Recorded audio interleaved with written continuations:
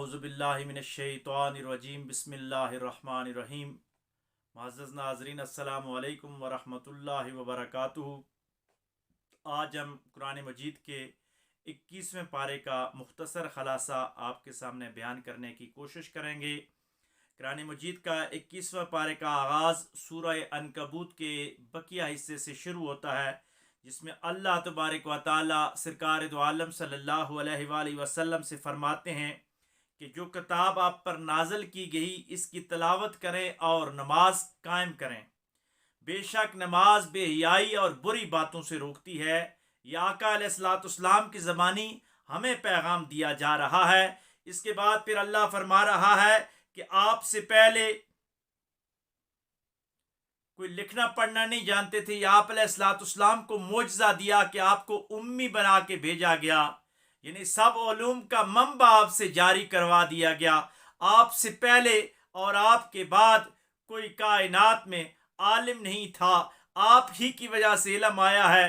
आप उम्मी बनकर आए। और आगे अल्लाह फरमाता है कि ये जो लोग हैं ये कुरान पे शक करते हैं कि मोहम्मद अलैहिस्सलाम खुद गढ़ के लाते हैं। ऐसी बात नहीं, बल्कि आप उम्मी हैं और यह आपका मुजज़ा है कि कुरान आप पे नाज़िल किया गया। आगे अल्लाह फरमाता है कि आपका किसी साबका तालीम के कुरान मजीद जैसी किताब को पेश करना किसी अमर की दलील नहीं हो सकता, क्योंकि आप बाकायदा तौर पर लिखना पढ़ना नहीं जानते थे। आप पे वही आती है और आप अल्लाह के नबी और रसूल हैं। गोया आका अलैहिस्सलाम का बाकायदा तौर पर लिखना पढ़ना ना जानना या उस तरह इल्म हासिल ना करना, क्योंकि आका अलैहिस्सलाम ने बराह रास्त अल्लाह से इल्म हासिल किया है।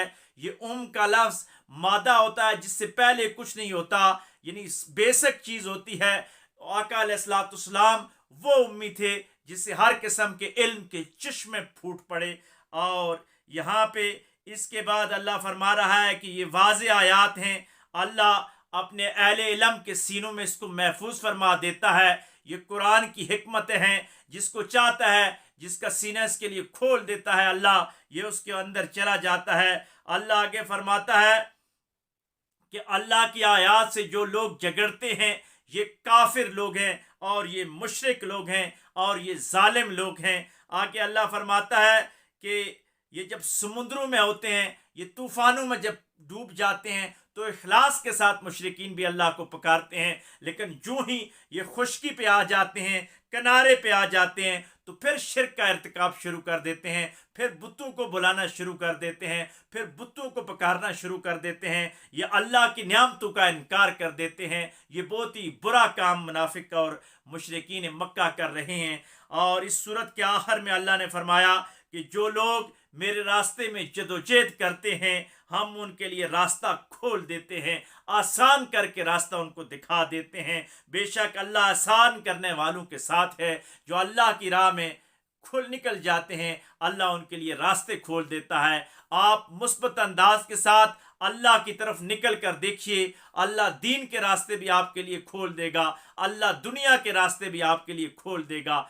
जो जिस तरफ जाता है अल्लाह उसी तरफ उसको भेज देता है। दुआ ये करें कि अल्लाह हमें हिदायत वाले रास्ते पे हमेशा चलाए। इसके बाद सूरह रूम शुरू होती है और सूरह रूम जो है ये मक्की सूरत है और इसके अंदर 6 रुकू हैं, 60 आयात इसके अंदर पाई जाती हैं, 818 अल्फाज इसके अंदर हैं और 3388 उरूफ इसके अंदर पाए जाते हैं। ये सूरत भी इस वक्त नाज़िल हुई जब रूम को ईरान के आतिश परस्तों से शिकस्त हुई थी, क्योंकि दुनिया में 2 ही सुपर पावरें थी, एक रूम था और एक ईरान था। कुफार मक्का ईरानियों की इस फतह पे बहुत खुश थे, क्योंकि ईरान वाले भी मुशरिक लोग थे। तो अल्लाह ने सूरह मोमिनून में अहले ईमान की दिलजोई की कि अहले रूम मगलूब हो गए, लेकिन करीब है कि सरजमीन शाम में अपनी मगलूबियत के बाद चंद ही सालों में ये गालिब आ जाएंगे। यहाँ अल्लाह हक वालों का यानी मुसलमानों को भी ये पैगाम दे रहा है कि आप भी बहुत जल्द गालिब आ जाओगे। और रूम वालों के साथ क्योंकि एक हलीफ थे, वो भी तौहीद को किसी न किसी अंदाज के साथ मान रहे थे, वो ईरानियों की तरह बिल्कुल ही مشرکین نہیں تھے، اس لیے مسلمان ان کے لیے تھوڑا بہت سافٹ امیج رکھتے تھے، لیکن مسلمانوں کی دلجوئی کی گئی ہے اور آنے والے حالات کی پیشن گوئی بھی کی گئی ہے۔ آگے اللہ فرماتا ہے کہ پہلے بھی ہر چیز کا اختیار صرف اللہ کے پاس تھا اور اب بھی ہر چیز کا اختیار صرف اللہ کے پاس ہی ہے، اور اس دن مومن خوش ہو جائیں گے جب ان کی جو خوشخبریاں اتری ہیں یہ پوری ہو جائیں گی۔ اور ان آیات کا نزول ہوا تو مشرکین مکہ نے ظاہری حالات کو دیکھتے ہوئے اس کو ناممکن خیال کیا تھا، لیکن اللہ کی طاقت اور اختیارات سے وہ لوگ ناواقف تھے۔ ان کی تو ظاہری جو حالات تھے اس طرف توجہ جا رہی تھی، لیکن قرآن اللہ کی باطنی طاقت کی طرف اور اللہ کی مدد کی طرف اشارہ کر رہا تھا۔ اور پھر دنیا نے دیکھا کہ اللہ نے ہجرت سے 1 سال قبل ہی ایرانیوں کو کمزور کرنا شروع کر دیا، اور 2 ہجری میں ایرانیوں کا سب سے بڑا آتش کدہ رومی فتوحات کی لپیٹ میں آ گیا، اور اسی سال اللہ تبارک و تعالی نے بدر کے اس عظیم الشان مارکے میں یوم الفرقان کے دن 313 کے حق والے لشکر کو غالب فرمایا، اور مسلمانوں کی خوشیاں 2 چند ہو گئی، 2 بالا ہو گئی۔ رومیوں کی فتح کی خوشخبری بھی مسلمانوں کو مل گئی، اور اللہ نے بدر کے مقابلے میں، بدر کے میدان میں کافروں کے مقابلے میں مسلمانوں کو بھی فتح یاب فرمایا۔ اس صورت میں اللہ تبارک و تعالی رحمان کے 2 گروہوں کا ذکر کر رہا ہے، یعنی ایک حزب الرحمان ہوتا ہے جو اللہ کی جماعت ہوتی ہے، اور ایک حزب الشیطان ہوتی ہے جو شیطان کی جماعت ہوتی ہے۔ ہوس کے بندے شیطان کے پیچھے چلنے والے گمراہ ہوتے ہیں، اور جو رحمان والے ہوتے ہیں وہ توحید اور حق والے ہوتے ہیں۔ اللہ فرماتا ہے ان کی جنگ ہمیشہ سے جاری ہے، اور قیامت تک ان 2 گروپوں کے درمیان جنگ جاری رہے گی، یعنی حزب الرحمان اور حزب الشیطان کی جنگ ہمیشہ جاری رہے گی۔ اور آگے اللہ فرماتا ہے کہ کافروں کا جو ٹھکانہ ہے وہ جہنم ہے، اور مسلمانوں کو جنت ملے گی۔ اور اللہ کا ارشاد ہے کہ جب قیامت قائم ہوگی تو فرقے الگ الگ ہو جائیں گے، مومنوں کو اکٹھا کر کے جنت میں بھیج دیا جائے گا اور کافروں کو جہنم میں پھینکا جائے گا۔ یہ سورہ ہمیں بتاتی ہے کہ حق ہمیشہ غالب رہتا ہے، اگرچہ حق والے مغلوب بھی دیکھیں، لیکن باطل طریقوں سے تو آپ ان کو نہیں وقتی طور پہ تو دبا سکتے ہیں، لیکن حق ہمیشہ اللہ کی طاقت سے، اللہ کی نصرت سے، اللہ کی مدد سے غالب آ کے رہتا ہے، اور حق اپنا راستہ بنا کے ہی رہتا ہے۔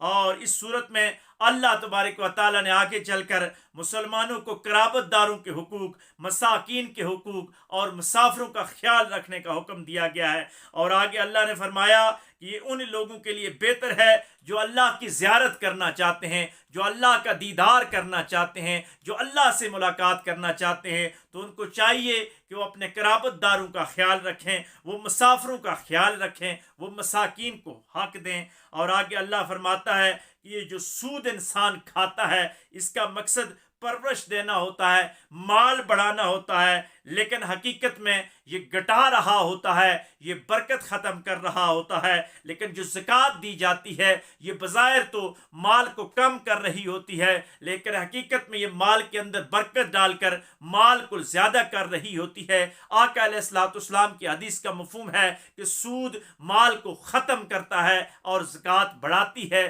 زکوٰۃ کی مثال شاخ تراشی کی طرح ہے، جس طرح آپ ایک پودے کی شاخ تراشی کرتے ہیں تو وہ اچھا ہو کے آگے نکلتا ہے، اسی طریقہ سے بہتر انداز کے ساتھ آگے ترقی کرتا ہے۔ تو زکوٰۃ دینے کے بعد مسلمانوں کا مال بہتر انداز کے ساتھ ترقی کرتا ہے، مسلمان مادی طور پہ بھی اور مسلمان روحانی طور پر بھی مضبوط ہو جاتے ہیں۔ اس کے بعد آگے اللہ فرماتا ہے اس سورت کے آخر میں کفار کا ذکر ہے کہ قرآن مجید کی آیات کو نہ سنتے ہیں، نہ دیکھتے ہیں، نہ غور کرتے ہیں، حقیقت میں یہ چلتے پھرتے مردے ہیں، یہ مردار کی زندگی گزار رہے ہیں۔ آج بھی جو لوگ حق کی طرف نہیں آتے، قرآن کو ہاتھ نہیں لگاتے، قرآن کو سمجھتے نہیں، اللہ کے پیغام کو نہیں سمجھتے، تو وہ لوگ مردوں جیسی زندگی گزار رہے ہیں۔ اس سورت کا یہاں اختتام ہونے کے بعد سورہ لقمان شروع ہو جاتی ہے۔ سورہ لقمان بھی مکی صورت ہے، اس کے 4 رکوع ہیں، 34 آیات ہیں۔ 550 الفاظ اس صورت کے اندر پائے جاتے ہیں اور 2121 حروف اس کے اندر پائے جاتے ہیں۔ اس صورت میں اللہ تبارک و تعالیٰ نے ارشاد فرمایا کہ کامیابی حاصل کرنے والے لوگ نمازیں قائم کرتے ہیں، زکوٰۃ ادا کرتے ہیں اور آخرت پر پختہ یقین رکھتے ہیں۔ مطلب ہے جو یہ کام کرتا ہے وہ کامیاب ہو جاتا ہے۔ آگے اللہ فرماتا ہے کہ یہ لوگ لغو باتوں کی، بےہودہ باتوں کی پروموشن نہیں کرتے، ان کی تجارت نہیں کرتے۔ یہ جو لغو باتیں کرتے ہیں ان کا مقصد لوگوں کو گمراہ کرنا ہوتا ہے، اور ایسے لوگوں کے لیے اللہ نے ذلت والا عذاب تیار کر رکھا ہے، یہ بےہودہ اور فحش باتیں پھیلانے والے۔ اور آگے اللہ تبارک و تعالیٰ نے جناب لقمان علیہ السلام کا ذکر کیا کہ جن کو اللہ تبارک و تعالیٰ نے بڑی ہی دانائی سے اور بڑی ہی حکمتوں سے نوازا تھا۔ اس پہ مفسرین کا اختلاف ہے، کچھ لوگ ان کو کسی زمانے کا ولی اور حکیم مانتے ہیں، کچھ لوگ ان کو پیغمبر مانتے ہیں، لیکن حقیقت میں قرآن یہ انداز بتا رہا ہے کہ یہ پیغمبر تھے۔ لقمان علیہ السلام نے اپنی دانائی کے بل پوتے پہ اپنے بیٹے کو جو نصیحت کی، ان قیمتی نصیحتوں کا ذکر قرآن کر رہا ہے کہ ہے جان پیدر شرک نہ کرنا، شرک بہت بڑا ظلم ہے، والدین کی خدمت کرتے رہنا، اس کی تلقین لقمان علیہ السلام نے کی، اور اللہ کی وسعتوں سے آگاہ رہنا کہ اللہ کی کوئی حد نہیں ہے، اس پہ بے حد ایمان لانا، اس کی بے حد طاقتیں ہیں۔ فرمایا ہے میرے بیٹے اگر رائی کے دانے برابر بھی کسی چٹان کے اندر یا زمین میں ہو تو اللہ اس کو بھی سامنے لائے گا اگر کوئی نیکی تو نے کی۔ اسی طرح اگر تو نے کوئی برائی کی تو اللہ بڑا باریک بین اور بڑا خبر رکھنے والا ہے، وہ اس کو بھی ضرور لائے گا۔ آگے لقمان علیہ السلام اپنے بیٹے کو نصیحت کرتے ہیں کہ میرے بیٹے نماز قائم کرنا، بھلائی کا حکم دینا، برائی سے روکنا، اور تجھے جو تکلیف پہنچے اس راستے میں، حق کے راستے میں، تو صبر کرنا، بے شک یہ ہمت والوں کا کام ہے جو صبر کرتے ہیں۔ آگے اخلاق کریمانہ کی نصیحت کرتے ہوئے لقمان علیہ السلام کرتے ہیں کہ لوگوں سے اپنا چہرہ پھیر کر بات نہ کرنا، یعنی بے روحی سے بات نہ کرنا، بلکہ آئیز انٹریکشن دینا، اور غریب اور لاچار لوگوں سے جھک کر عاجزی کے ساتھ بات کرنا، اور زمین پر اکڑ اکڑ کرنا چلنا۔ لقمان علیہ السلام اپنے بیٹے کو نصیحت کرتے ہیں، قرآن ہمیں یہ بتا رہا ہے کہ تم زمین پر اکڑ اکڑ کرنا چلنا، بے شک اکڑ اکڑ کر چلنے والے اور متکبر لوگ اللہ کو پسند نہیں ہیں۔ اس کے بعد اللہ فرما رہا ہے کہ اپنی چال میں میانہ روی اختیار کرو، اعتدال لے کے آؤ، اپنی آوازوں کو پست رکھو، دھیمے انداز کے ساتھ، ایک اچھے انداز کے ساتھ گفتگو کرو، کیونکہ زیادہ اونچی آواز جو ہوتی ہے یہ گدھے کی آواز ہوتی ہے، اور گدھے کی آواز بدترین آوازوں میں سے ایک آواز ہے۔ آگے مشرکین کی تردید کرتے ہوئے اللہ فرما رہا ہے کہ اگر خود ان سے ایک سوال کیا جائے کہ زمین و آسمان کا خالق کون ہے، یہ تمام درختوں کے قلم بنا لیں، ساتوں سمندروں کی روشنائی بنا لیں، پھر بھی خالق حقیقی کی صفات مکمل نہیں ہو سکتی، لیکن یہ بدبخت مشرک لوگ مانتے نہیں ہیں۔ اس سورہ لقمان کے آخر میں اللہ تبارک و تعالیٰ 5 ایسی چیزوں کا ذکر کر رہا ہے جس کو اللہ فرماتا ہے کہ یہ میرا علم خاص ہے، یعنی قیامت کا علم، بارش کا علم، ماؤں کے رحموں میں کیا ہے، کسی نفس کو نہیں معلوم کہ کل کیا ہوگا اور کیا وہ کر سکے گا، یا وہ نہیں جانتا کہ کس زمین پہ مرے گا۔ ان تمام باتوں کا علم صرف باخبر اور علم رکھنے والا میرا اللہ ہی ہے۔ اس کو آج کل کی جدید سائنس میں کچھ مستشرقین یہ اعتراض لگا رہے ہیں کہ آج کل تو بارش کا معلوم ہو جاتا ہے کہ بارش فلاں وقت پہ ہوگی، رحم مادر میں معلوم ہو جاتا ہے کہ بیٹا ہے کہ بیٹی ہے۔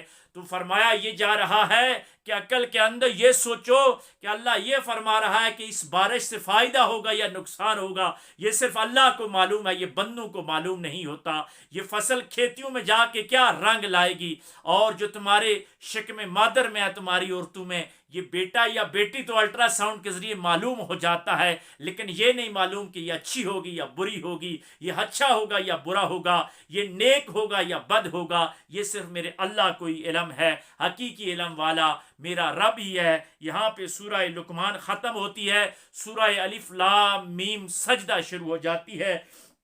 یہ مکی صورت ہے، اس کے اندر بھی 3 رکوع 30 آیات ہیں اور 374 الفاظ ہیں، اور 5523 حروف کے اندر یہ صورت سموئی ہوئی ہے۔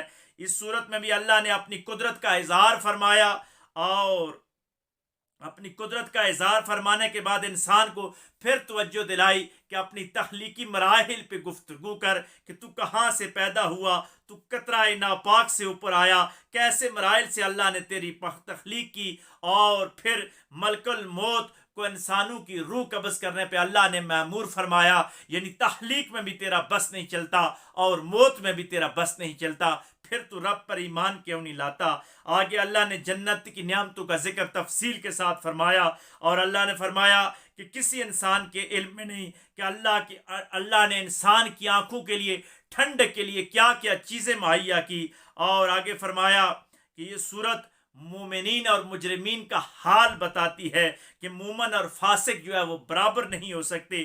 مجرم قیامت کے دن سر جھکائے ہوئے ہوں گے، شرمندہ ہوں گے، ان کے چہروں پہ ضلالت عیاں ہوگی، اور کہیں گے کہ کاش ہمیں واپس دنیا میں لٹا دیا جاتا، ہم نیک اعمال کرتے۔ اور مومن جو لوگ اللہ سے ڈرتے ہیں، ان کے پہلو رات کو بستروں سے الگ ہوتے ہیں، یہ سجدوں میں رہتے ہیں، یہ اللہ کے دیے ہوئے مال میں سے خرچ کرتے ہیں، اور ایسے ہی مومنوں کا مقدر جنت ہے جس میں بڑی ہی نعمتیں ہوں گی، اور جہنم جو ہے یہ فاسقوں اور نافرمانوں کا ٹھکانہ ہوگا۔ اس صورت کے بعد سورۃ الاحزاب شروع ہو جاتی ہے۔ یہ مدنی صورت ہے، اس کے 9 رکوع ہیں، 73 آیات ہیں، 303 الفاظ اس کے اندر پائے جاتے ہیں، اور 5618 حروف اس کے اندر پائے جاتے ہیں۔ اس کی شروع کی 2 آیات میں اللہ نے مسلمانوں کے لیے ایک لائے عمل دیا ہے کہ اللہ سے ڈرو اور کفار کی پیروی کبھی نہ کرنا،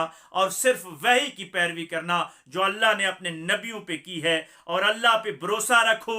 اور اس کے بعد اللہ فرماتا ہے کہ کسی انسان کے سینے میں 2 دل نہیں ہوتے، ایک دل ہی ہوتا ہے، یا کفر اس دل میں سمائے گا یا اسلام سمائے گا، یعنی ایک دل کے اندر اللہ کی محبت اور بتوں کی محبت جمع نہیں ہو سکتی۔ یعنی منافقت نہ کرو، سچے ہو جاؤ، یا اللہ کے بندے ہو جاؤ یا شیطان کے بندے ہو جاؤ، یہ جھوٹ موٹ کا اور منافقت کا ڈھونگ نہ رچاؤ۔ اور آگے اللہ فرماتا ہے اس کے بعد ازواج مطہرات کو امت کی مائیں قرار دیا جا رہا ہے کہ نبی علیہ الصلوۃ والسلام کی جو بیویاں ہیں یہ قیامت تک کے آنے والے مسلمانوں کی مائیں ہیں، اور ان کی عظمت بیان کر رہا ہے کہ یہ پاک ہیں، یہ طیب ہیں، یہ طاہر ہیں۔ نبی کے گھر میں ہمیشہ پاک لوگ آتے ہیں، ناپاک نہیں آ سکتے۔ آگے اللہ پھر فرما رہا ہے، جنگ خندق کا ذکر ہو رہا ہے، جس کی وجہ سے اس صورت کو سورۃ الاحزاب کہا گیا کہ کافروں کی افرادی قوت دیکھ کر منافقین کے دلوں پہ تو ہیبت طاری ہو گئی تھی،